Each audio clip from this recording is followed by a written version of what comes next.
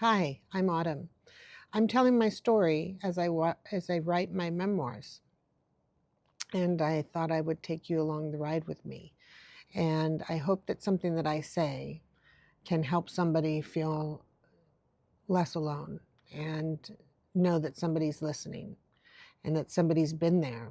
Because one of the biggest things that I encountered when I was in my 20s and I first started to get some help and to find some um, therapies and ways to cope with all the trauma that I had endured as a young child and had never had any way to express or to understand.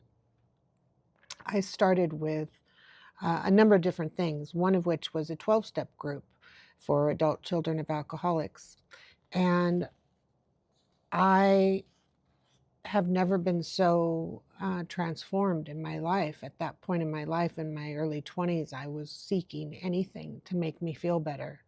And I started the Adult Children of Alcoholics and Addicts, and it changed my life because I walked into that room and I heard people talking and telling the same stories that I had lived. And I'd never heard that before. I had always thought that I had this huge, giant secret that I couldn't tell anybody. And it was just not true. You're not alone. It happens to all of us. It's it's endemic in our society. Mental health, dysfunctions, addictions. Um,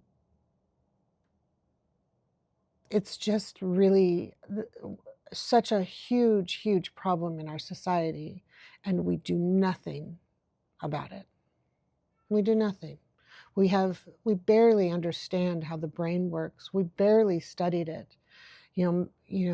People that are depressed or have anxiety or PTSD or ADHD, neurodivergence, autistic, all these things, they are dismissed. Well, too bad for them. They can't really function in the same level of society as all the people that don't share how they're really feeling inside, I think.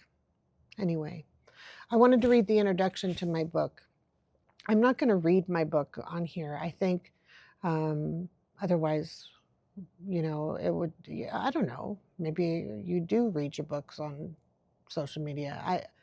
Maybe small portions of it or something like that. I think really what I want to talk about is my story in general, and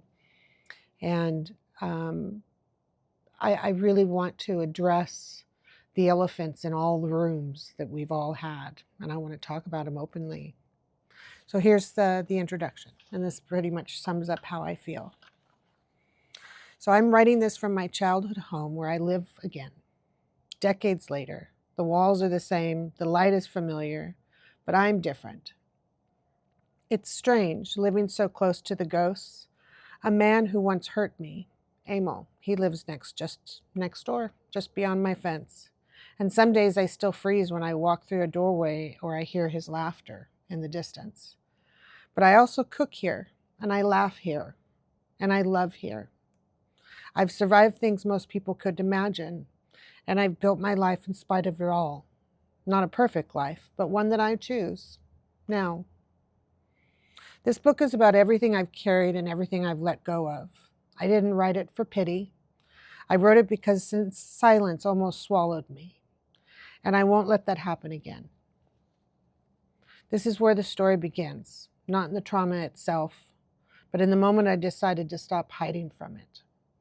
I'm back in the place where everything happened, and I'm finally ready to tell it, to understand how I survived this place and how I came to reclaim it. We have to start at the beginning. So I think the next video I'll talk a little bit about my mom and my early childhood and what it was like. I don't know why TikTok has this thing, but you can't say the diagnosis that she has. They flag it for some reason. So her severe mental illness and what it was like as a little girl And that's the kind of stuff I want to talk about, and how the system failed her and therefore failed me, because she never got help, never got any real help. And she suffered her whole life. And that's just wrong. We have to make changes.